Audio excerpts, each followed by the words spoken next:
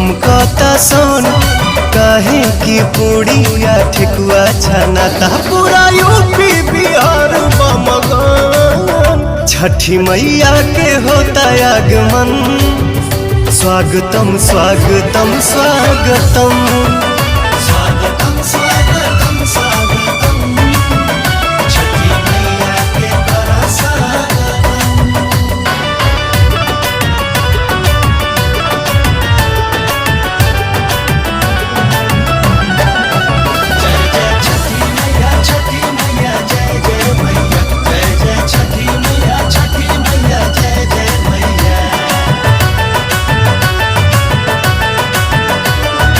श्याम आजाद दिवाली के बाद जाए के रहल बम्बे ना गईले हो।